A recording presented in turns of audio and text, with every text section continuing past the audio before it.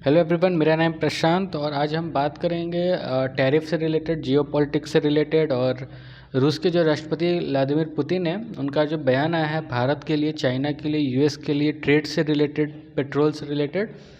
तो हम समझते हैं कि क्या बात है, क्या उन्होंने बोला है और इतनी ये चर्चा में क्यों है बातें।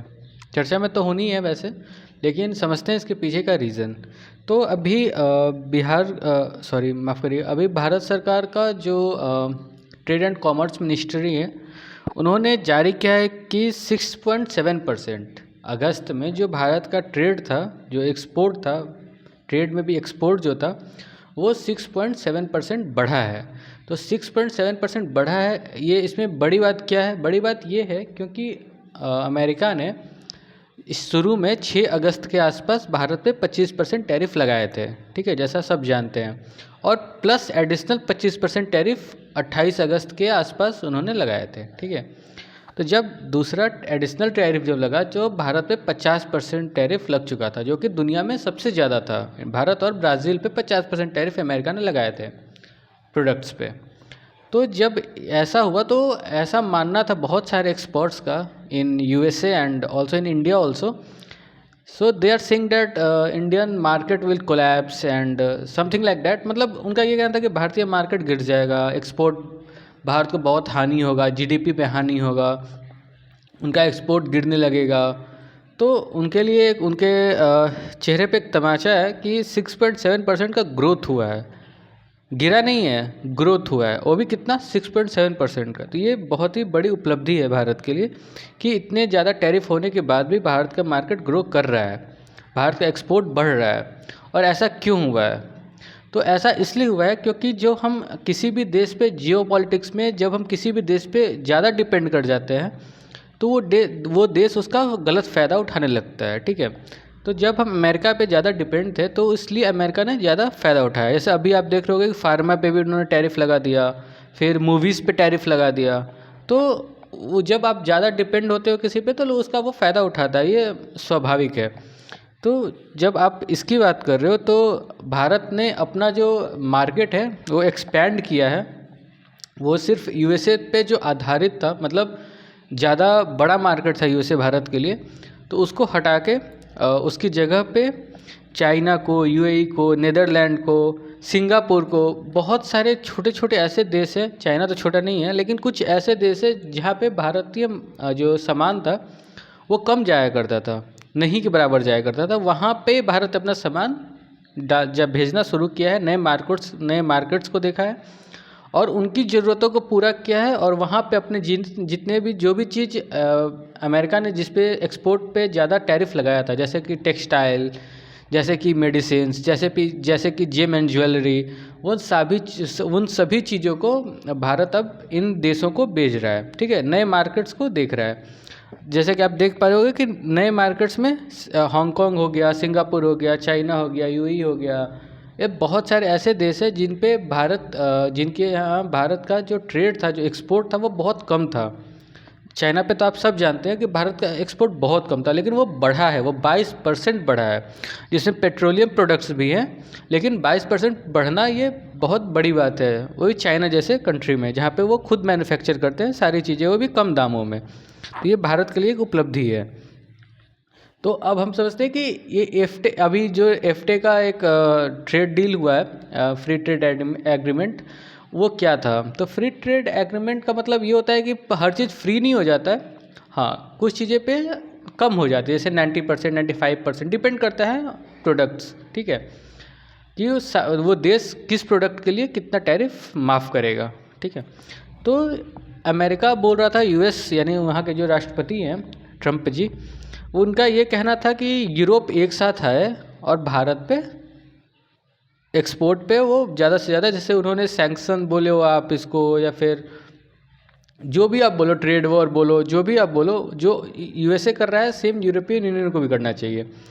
लेकिन यूरोपियन यूनियन में उन्होंने ये बताया है, ये जो आप देख पा रहे हो स्क्रीन पे, कि जो एग्रीमेंट हुआ है वो साइन हो गया है इंडिया और एफ्टा के बीच में, ठीक है। आप कहेंगे कि एफ्टा में कौन कौन सी कंट्रीज़ आती हैं? तो एफ्टा में ये सारे ब्लॉक्स आते हैं, स्विट्ज़रलैंड, नॉर्वे, आइसलैंड। आप बोलोगे कि ये इतनी छोटी सी कंट्री हैं, देखिए छोटी कंट्री हैं, लेकिन आप जब वहाँ इन लोगों का जो जीडीपी पर कैपिटा है, मतलब वहाँ के लोगों के पास पैसा बहुत है, ठीक है, और पैसा ज़्यादा होने की वजह से अगर वहाँ का मार्केट का एक्सेस मिलता है तो वो भारत के लिए अच्छी बात है। देश छोटी हो या बड़ी हो, हमें अपने सामान सेल करने से मतलब है, एक्सपोर्ट करने से मतलब है, तो हमको उससे मतलब नहीं, हमें न्यू मार्केट्स मिल रहे हैं। हमारे लिए मेन क्या है, न्यू मार्केट्स मिल रहे हैं। और इनके साथ एग्रीमेंट हुआ क्या है, तो एग्रीमेंट उनके साथ ये हुआ है कि इंडिया एफ्टा जो ट्रेड पैक्ट हुआ है वो 1 अक्टूबर से लागू हो गया, ठीक है। और दूसरी चीज़ कि इसमें भारत ने ये बोला है कि आप भारत में इन्वेस्टमेंट करोगे। क्यों? क्योंकि हम आपको भारत का इतना बड़ा मार्केट दे रहे हैं, तो आप भारत में इन्वेस्टमेंट भी करोगे, ठीक है। तो भारत को इससे 2 फ़ायदा हुआ। पहला फ़ायदा कि भारत के प्रोडक्ट्स पे एक्सपोर्ट कम हो गया, एक्सपोर्ट ड्यूटी जो इन देशों में लगता था, ठीक है। अब ये अपने सामान भारत में भेजेंगे, ठीक है। इनके यहाँ जो भी सामान बिकता है वो अगर भारत के लोग अफोर्ड कर पाएंगे तो अच्छी बात है, नहीं कर पाएंगे तो भी अच्छी बात है, हमारे प्रोडक्ट्स बिकेंगे। दूसरी चीज़, इनको ये मार्केट का जो लालच दिया गया कि भारत के पास बहुत बड़ा मार्केट, जो कि सच्चाई भी है, तो उनको ये मजबूरी हो गई कि हाँ भाई इतना बड़ा मार्केट हो तो हमें इन्वेस्टमेंट भी करना पड़ेगा। तो इन्वेस्टमेंट से क्या हुआ, जॉब हो गया, ठीक है, मेक इन इंडिया हो गया, 2 चीज़। और हमारा जो ड्यूटी था, जो हमें मार्केट चाहिए था, अमेरिका के अलावा भी और मार्केट्स भी चाहिए थे, जैसे यूरोप के मार्केट हमें चाहिए क्योंकि यूरोप में बहुत पैसा है, तो वो भी हमें उसका भी एक्सेस हमें मिल गया। और ये जो 100 बिलियन का इन्वेस्टमेंट उन्होंने बोला है कि 100 बिलियन हम इन्वेस्ट करेंगे इंडिया में 15 सालों में। तो कोई भी इन्वेस्टमेंट ऐसे ही आता है 15 साल, मतलब ऐसा नहीं आता है कि एक बार में आए और पूरा पैसा देकर चलेगा, ऐसे नहीं होता है। कोई भी इन्वेस्टमेंट जैसे EMI बेसिस होता है ना, थोड़ा थोड़ा वैसे ही आता है। तो ये बहुत अच्छी बात है। अब आते हैं पुतिन साहब के बयान पे। उन्होंने बोला कि अमेरिका बहुत ज़्यादा बुली कर रहा है भारत को, मतलब उनका यही कहने का मतलब था कि बहुत ज़्यादा दबाने की कोशिश कर रहा है, लेकिन वो भूल गए हैं कि भारत में मोदी हैं, और मोदी क्या है, वो दबेंगे नहीं। उनका ये था कि मोदी विल नेवर बो, मोदी कभी भी झुकेंगे नहीं आपके सामने, आप कितना भी टैरिफ वॉर या कुछ भी आप कर लो, मोदी उसके कोई प्रभाव नहीं पड़ता है। फिर उन्होंने बोला कि जो आपने अगर पिछला मेरा शॉर्ट्स देखा होगा उसमें मैंने ये बताया था कि 800 मिलियन, उस समय मेरे पास जो फिगर था वो 800 मिलियन डॉलर्स का था कि इतने के ट्रेड अमेरिका करता है रसिया से।